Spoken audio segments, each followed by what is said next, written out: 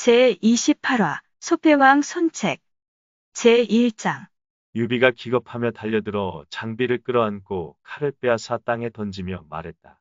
옛말에 형제는 손발 같고 처자는 옷 같다고 하였다. 옷은 찢어지면 다시 기우면 되지만 손발이 잘리면 어떻게 다시 있겠느냐. 우리 셋은 도원결의 할 때 한날 한시에 태어나지는 못하였어도 한날 한시에 죽게 해달라고 발언했었다. 지금 성과 가족을 잃었다고 하나 어찌 아우를 중도에서 죽게 할 수 있느냐. 하물며 성은 본래 내 것도 아니었고 가족들이 비록 그들 수중에 있다고 하나 여포가 절대로 해치지는 않을 것이다.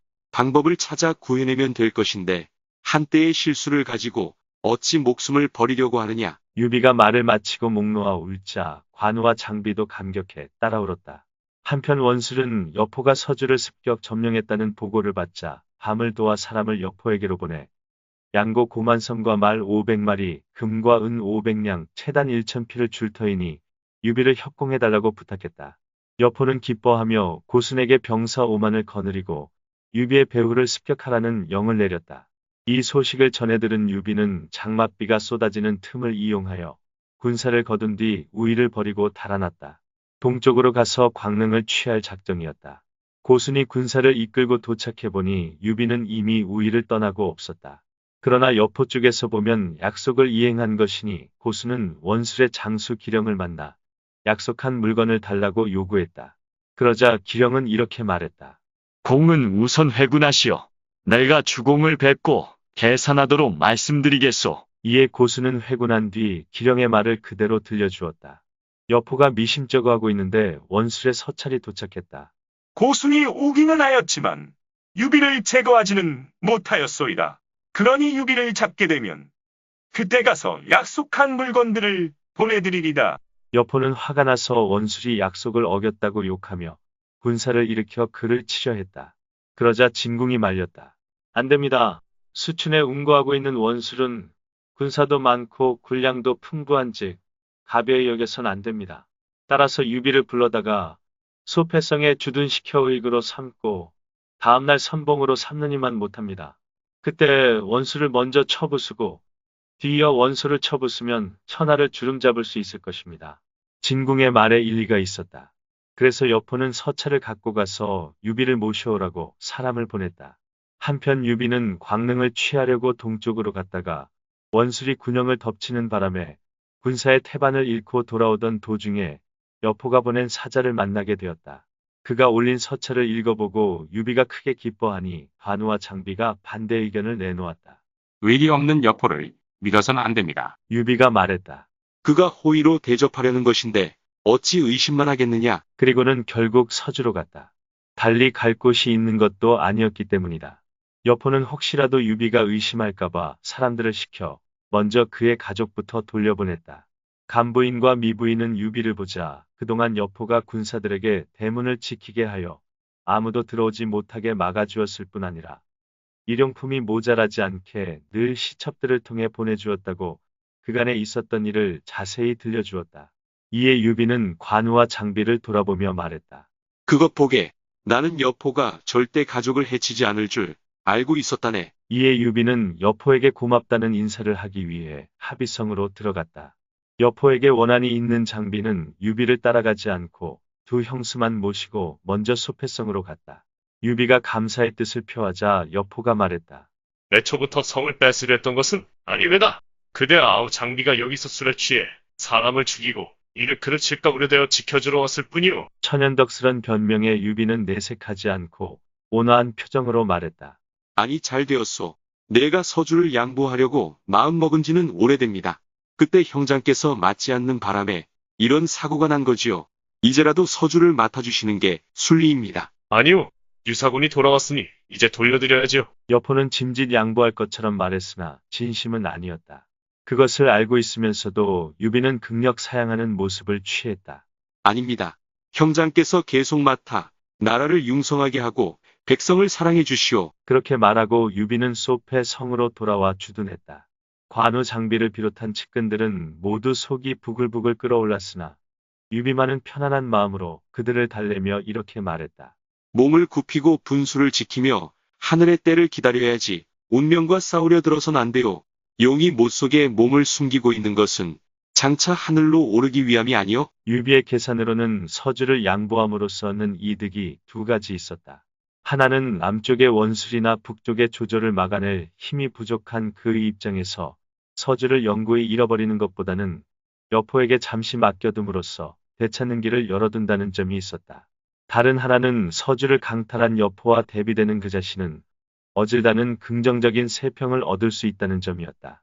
유비는 멀리 내다보았지만 너무 멀리 내다본 것이었는지도 모른다.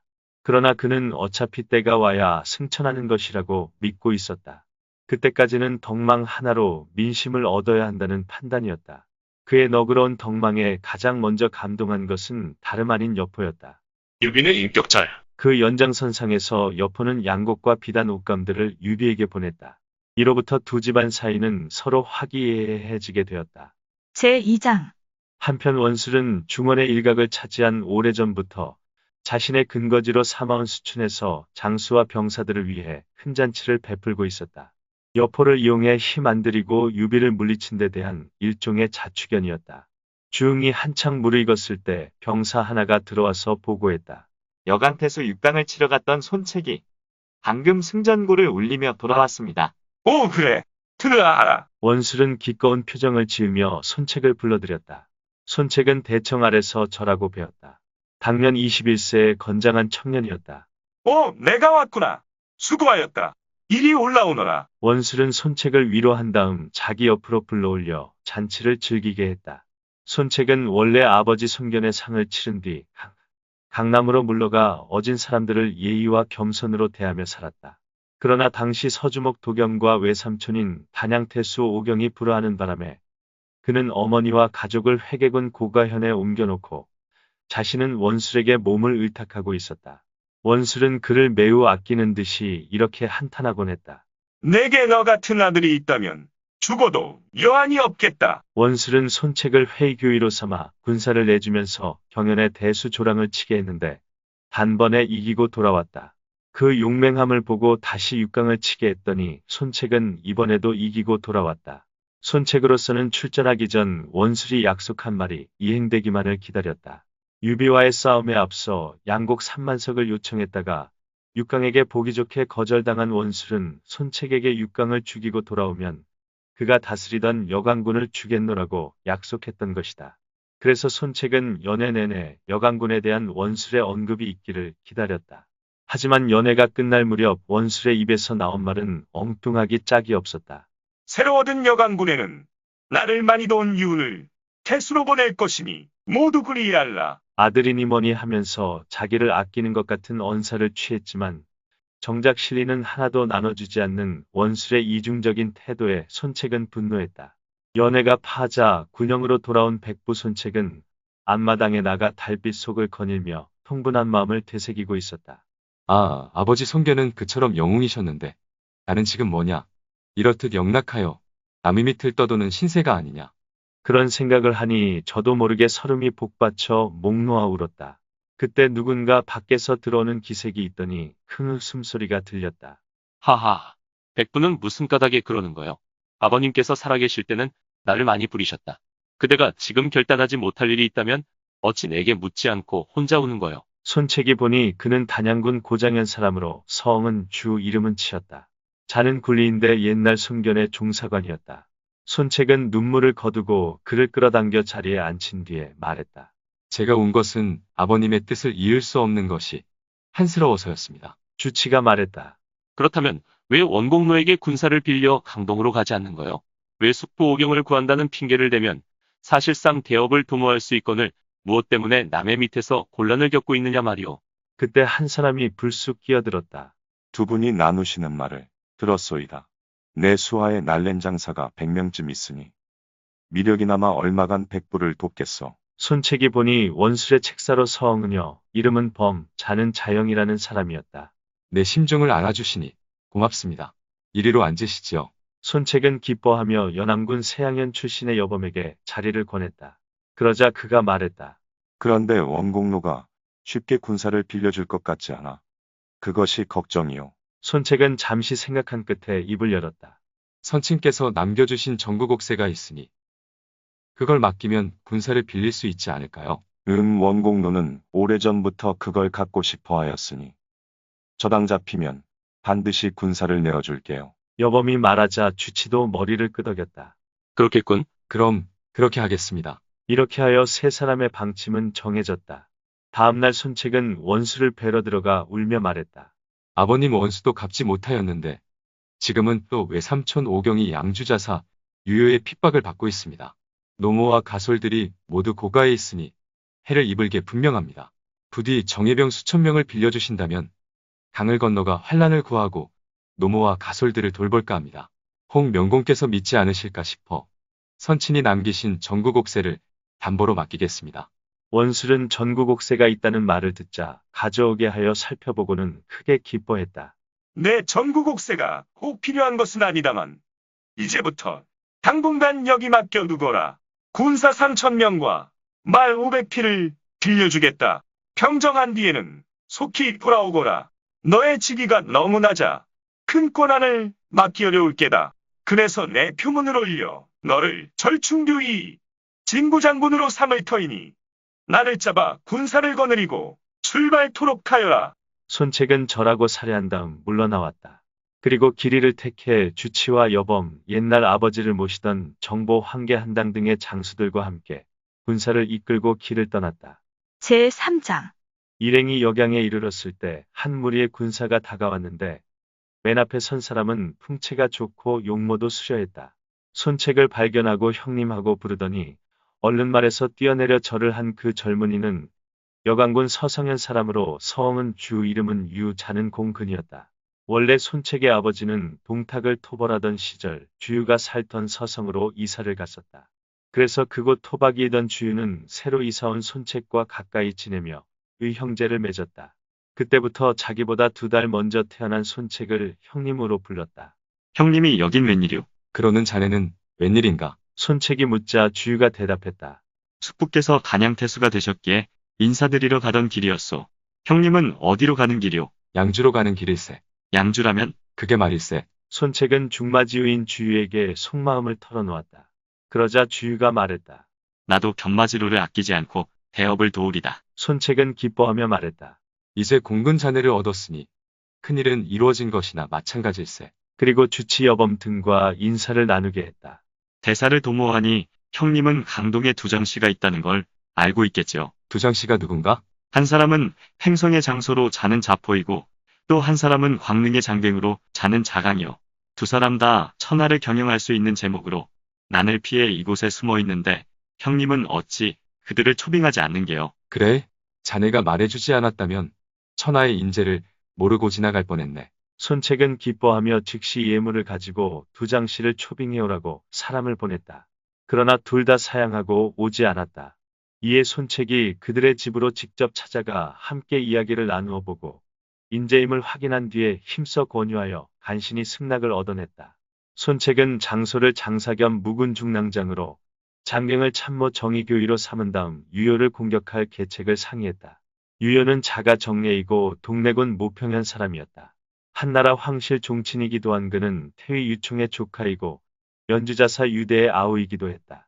양주자사가 되어 수춘에 진치고 있었으나 원술이 쳐들어오는 바람에 강동으로 쫓겨나 고가현에 머물고 있었다. 그러다 손책의 군사가 쳐들어온다는 보고를 받자 유효는 서둘러 장수들을 모아놓고 대책을 논의했다. 부장 장영이 말했다.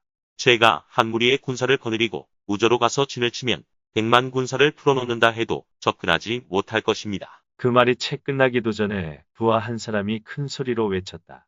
제가 선봉에 서고 싶습니다. 모두 놀라보니 그는 동래군 황현 사람 태사자였다. 그는 어머니를 돌봐준 공용을 위해 북해성의 포위를 스스로 푼 뒤 양주자사 유효의 서찰을 받고 왔다가 마카에 머물게 되었는데 손책이 쳐들어온다는 말을 듣자 선봉장이 되기를 자원했던 것이다. 유효가 말했다. 너는 아직 나이가 어려 대장이 되기엔 미흡하다.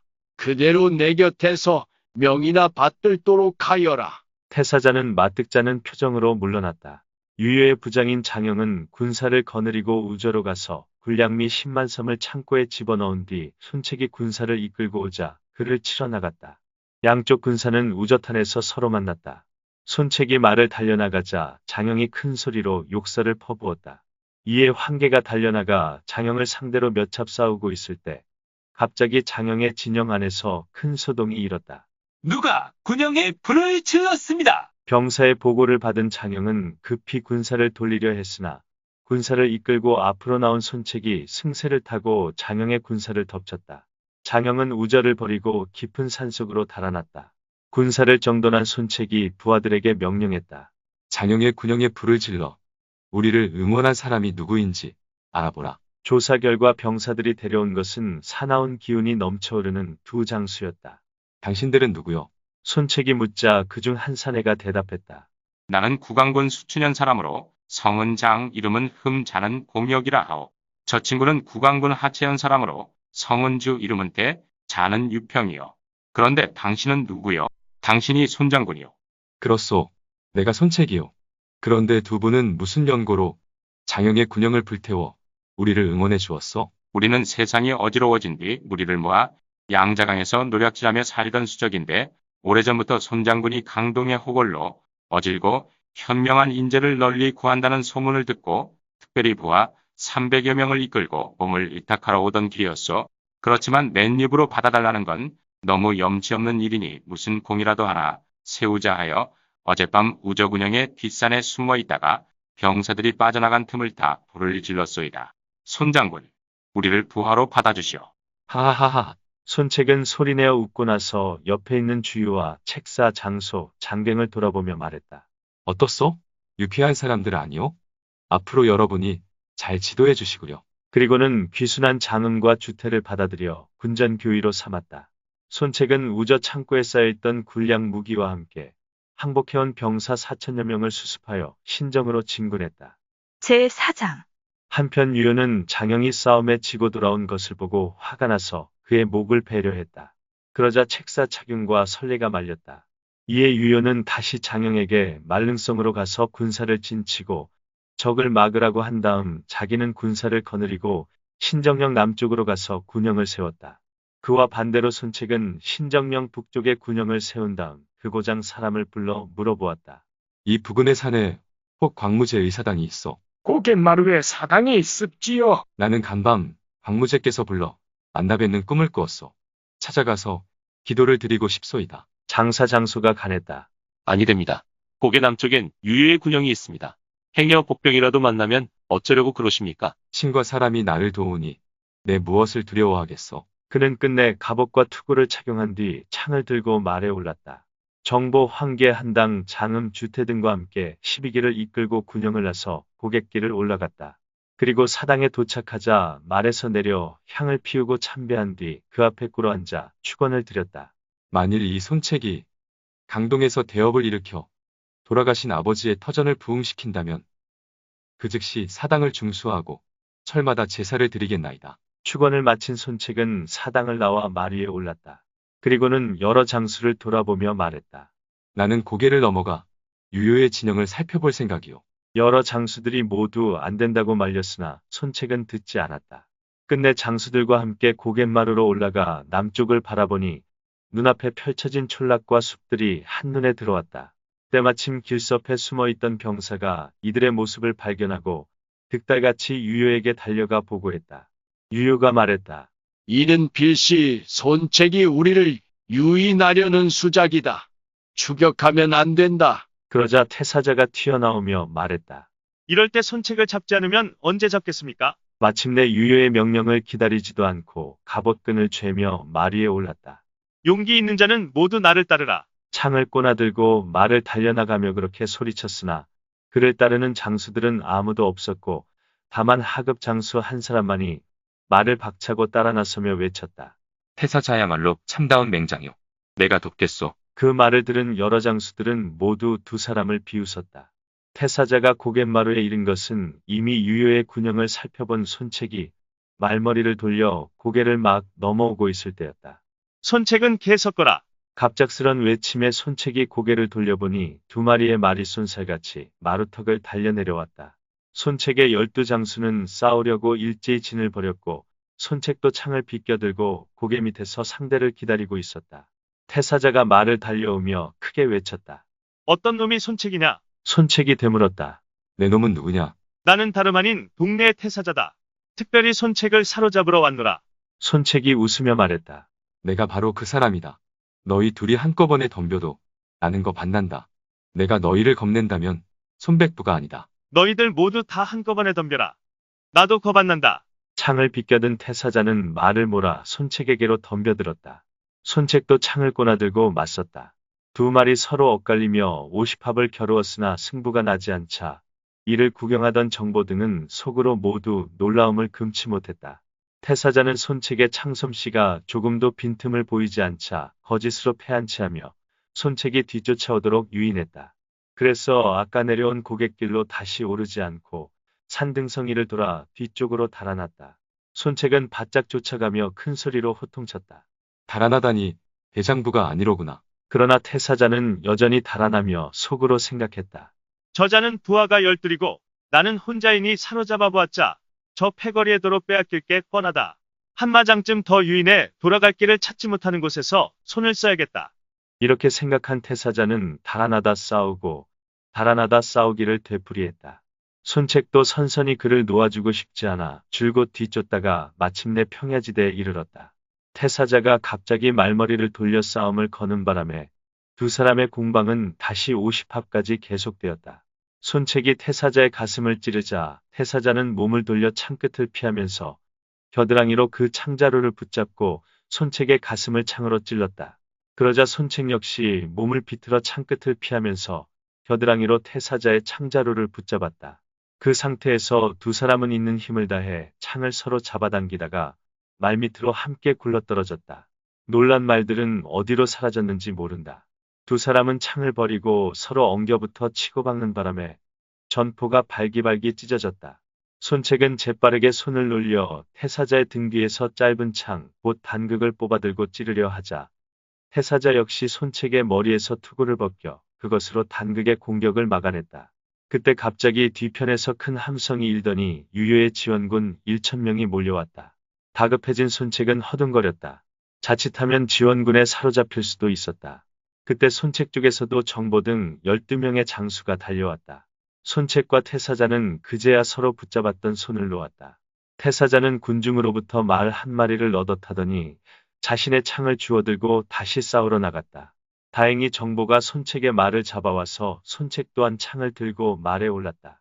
1천여 유효군과 정보 등 13기가 혼전을 벌이며 구불구불 신정령 밑에 이르렀을 때 주유가 이끄는 군사가 함성을 올리며 도착했다. 이어 유효가 이끄는 대군도 고개 너머 밑으로 덮치듯이 내려왔다. 그러나 이미 황원역인데다가 갑자기 비바람마저 거세게 몰아쳐 양군은 싸움을 미루고 자기 진영으로들 돌아갔다. 다음 날 손책은 군사를 이끌고 유효의 군영 앞에 나타났고 유효 또한 군사를 이끌고 맞싸우러 나왔다.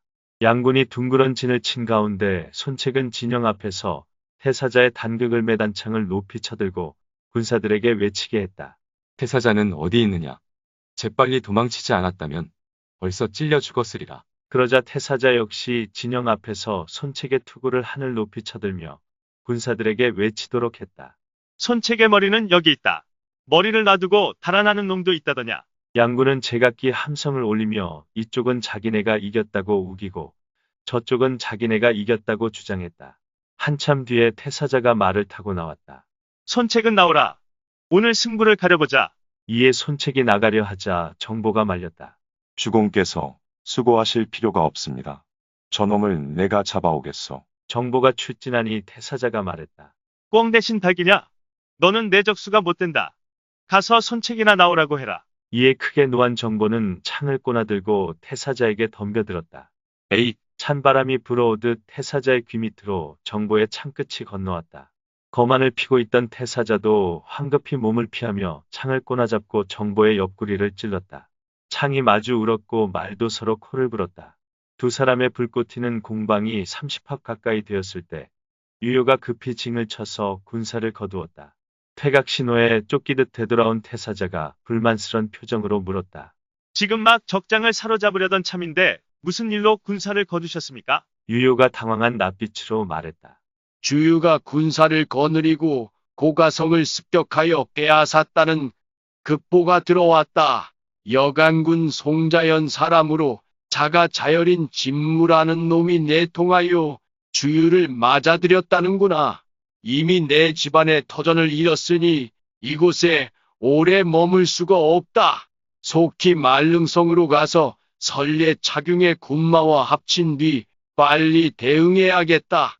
이 말에 태사자가 유효를 따라 퇴각하자 손책도 추격하지 않고 입말을 거두었다. 장사장수가 손책에게 건의했다. 저쪽 군사는 주유가 고가성을 습격하여 빼앗는 바람에 전의를 상실하고 있을 것이니 오늘 밤이 군영을 기습하기에 가장 좋을 듯 싶습니다. 나도 그런 생각을 하고 있었어. 그럼 오늘 밤에 조소이다. 밤이 되어 군사를 5길로 나누어 힘차게 공격하니 유유의 군사는 대패하여 사방으로 흩어졌다. 태사자도 혼자 힘으로 감당하기 어렵자 부하 10여 기를 이끌고 밤을 도와 경연으로 달아났다. 제5장. 한편 손책은 이번 싸움에서 또다시 진무라는 인재를 얻어 보자로 삼게 되었다. 그는 칠척의 키에 얼굴은 누렇고 눈동자가 붉은 괴이한 용모였다. 그런데도 손책은 그를 좋게 생각하고 교의로 삼은 뒤에 선봉을 맡겨서 말릉성의 선례를 치게 했다. 그 진무가 10여 기를 이끌고 적진으로 뛰어들어가 50여 명의 목을 베니 선례는 성문을 닫아걸고 감히 나오지를 못했다. 이처럼 손책군이 서엉을 한창 공격하고 있는데 갑자기 전령이 아릅니다 하고 달려와서 급보를 전했다. 유효가 착윤과 합세하여 우저를 다시 빼앗았습니다. 손책은 크게 노해 대군을 손수 이끌고 우저로 달려갔다. 유효와 착용이 말을 타고 나와 맞섰다. 손책이 말했다. 내 지금 이곳에 왔거늘 너희는 어찌하여 항복하지 않느냐? 유효의 등 뒤에서 한 사람이 창을 꼬나들고 달려나오는데 보니 유효의 부장 우미였다. 하지만 우미 따위는 처음부터 적수가 아니라고 보았기 때문에 손책은 정식으로 창을 사용하지 않고 그냥 휘휘 내젓기만 했다. 그런데도 우미가 죽을 기를 쓰고 대들므로 손책은 삼합이 되기 전에 갑자기 손을 내뻗어 우미의 목덜미를 낚아채더니 겨드랑이에 끼고 말머리를 진으로 돌렸다. 그러자 유효의 장수 번능이 창을 꼬나들고 쫓아왔다. 그의 창이 손책의 등을 막 찌르려 하자 이를 보고 있던 손책 진영의 군사들이 큰 소리로 외쳤다. 등을 조심하오. 손책이 고개를 돌려보니 번능의 말이 접근하고 있기에 고함을 질렀다. 그 소리가 어찌나 크고 우렁찼던지 마치 천둥소리 같았다. 이에 혼비백산한 번능이 말 아래로 꼬꾸라지면서 땅을 들이받고 머리가 깨지는 바람에 그 자리에서 즉사하고 말았다. 손책은 영문깃발 밑까지 오자 끼고 있던 우미를 떨어뜨렸다. 그러나 겨드랑이에 목이 끼었던 그는 이미 숨이 막혀 죽어 있었다. 한 장수는 겨드랑이에 껴 죽이고 한 장수는 호통을 쳐 죽인 셈이었다. 이로부터 사람들은 손책을 소패왕이라 불렀는데 이는 힘은 산을 뽑고 기계는 세상을 덮는다던 역발산 기계세의 패왕 항우에 버금가는 장수라는 뜻이었다. 본래 유효는 말릉성으로 돌아가 진용을 바로잡은 뒤 다시 책략을 써볼 마음으로 나선 길이었건만 의외의 기습을 당했고 거기다 철석같이 믿었던 우미와 번능의 두 장군을 1차 더는 싸울 용기가 나지 않았다. 만사가 도로함이 다보리로구나. 유효는 눈물을 머금고 돌아섰다. 손책에게 항복한 인마가 절반을 넘었고 손책군에게 베인 머리가 1만여 개나 되었다. 유효는 착용과 함께 얼마 남지 않은 태잔병을 모아 예장으로 달아나 형주자사 유표에게 몸을 의탁했다. 우저성을 되찾은 손책은 군사를 돌려 다시 선례가 지키는 말릉성을 공략하러 갔다. 그는 성둘레의 해자 곁으로 다가가 선례에게 항복을 권하고 있었다. 그때 성 위에서 몰래 쏜 화살 한 대가 손책의 왼쪽 넓적다리에 꽂혔다. 어이쿠. 외마디 소리와 함께 손책은 말 위에서 굴러떨어졌다. 여러 장수들이 황급히 달려들어 그를 군영으로 옮긴 다음 화살을 뽑고 칼이나 창에 맞은 상처에 사용하는 금착약을 발랐다. 상처는 생각보다 그리 심한 것이 아니었다. 장군님 천만다행입니다. 부하 장수들이 모두 안도의 숨을 내쉬었다. 손책은 빙긋 웃으며 한 가지 계책을 내놓았다. 내가 화살에 맞아 죽었다는 소문을 내고 전군의 발상 명령을 내리시오. 이는 거짓 소문을 퍼뜨려 선례를 성 밖으로 끌어내려는 계책이었다. 갑자기 손책의 군영에서 곡소리가 나자 선례는 사람을 시켜 적진의 동정을 살피게 했다.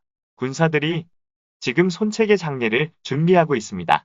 군영을 거두고 철군할 준비도 하고 있습니다. 선례는 회심의 미소를 지었다. 손책이 죽은 이상 두려울 것이 없었다. 이에 성안의 군사를 일으켜 장영, 진행과 함께 성문을 열고 손책의 장례행렬과 퇴각군을 추격했다. 그러나 얼마 안 가 사방에서 복병이 쏟아져 나오는데 맨 앞에는 손책의 모습도 보였다. 손책이 여기 있다. 죽었다던 손책이 호통을 치자 군사들은 모두 놀라 창칼을 버리고 땅에 엎드려 절했다. 그러자 손책이 영을 내렸다. 항복하는 자는 단 한 명도 죽이지 말라. 뜻밖의 상황에 처한 장영은 말머리를 돌려 달아나다 진무의 창에 찔려 죽었고 진행은 장음의 화살에 맞아 죽었으며 설례는 난투 중에 누군가의 창칼에 찔려 죽었다. 대세를 장악한 손책은 만릉성으로 들어가 백성들을 안정시킨 다음 다시 군사를 이끌고 태사자를 잡으러 경연으로 떠났다. 이때 경연의 태사자는 2000여 명의 장정들을 새로 뽑고 부하 병사들을 불러 모아 유해 복수전에 나서려던 참이었다. 그런데 손책이 제 발로 찾아온다는 말을 듣고는 이번에야말로 그의 목을 베리라 다짐하고 있었다. 그러나 그와 달리 손책은 태사자를 사로잡고 싶어 했다. 무술이 뛰어난 그를 자기 사람으로 만들고 싶었기 때문이다. 무엇보다 사람을 욕심냈다는 점에서 손책은 단순한 검객이나 장수가 아니었다는 점을 확인할 수 있다. 주유가 계책을 내놓았다. 경연을 3면에서 공격하되 동문만은 비워 도망갈 구멍을 남겨두십시오.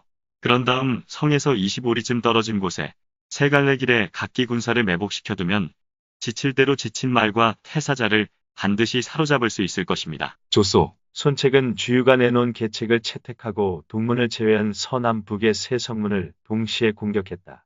원래 태사자가 모집한 군사는 시골 백성들이라 기강과 질서가 잡혀있지 않았고 경연성의 성벽 또한 높지 않았다. 그날 밤 진무는 손책의 명을 받고 간단한 노차림에 칼만 차고 성으로 기어올라 곳곳에 불을 질렀다. 불이야, 불이다! 성로와 가옥과 창고와 마곡간에서 불길이 솟자 태사자의 신병들은 허둥대기만 할 뿐 제대로 대처하지를 못했다. 허둥대지 마라. 불부터 꺼라. 태사자는 장군대에 서서 소화를 진두지휘했으나 신병들의 두서없는 행동으로 성안의 불길은 잡히지 않았다. 바람이 강해지면서 불길도 거세졌다. 이곳을 끄면 저곳에서 일어나고 저곳을 끄면 다른 곳에서 일어났다. 사태를 진정시킬 수 없다고 판단한 태사자는 말을 타고 동문 쪽으로 달아났다.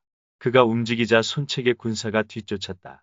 30리쯤 달아나니 쫓아오던 군사는 더 이상 따라오지 않았으나 태사자는 그래도 50리를 더 달아났다.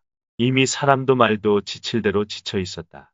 이젠 괜찮겠지 하고 한숨을 돌리는데 양옆 갈대숲에서 와 하는 함성이 일어났다. 태사자는 황급히 달아나려 했으나 양쪽에서 마을 올가미가 일제히 날아들었다. 그 올가미의 말이 쓰러지자 그 위에 타고 있던 태사자도 땅에 곤두박질 쳤다. 그러자 숨어있던 복병들이 일제히 쏟아져 나와 태사자의 몸을 꽁꽁 묶었다. 아분하구나. 지칠 대로 지친 태사자는 저항하지 못하고 통분의 눈물만 흘렸다. 읽어주는 고품격 삼국지는 다음 화도 계속됩니다. 이번 이야기를 재미있게 읽으셨다면 좋아요와 구독을 눌러주세요. 그리고 작품을 해설하는 프롤로그도 꼭 읽어주세요.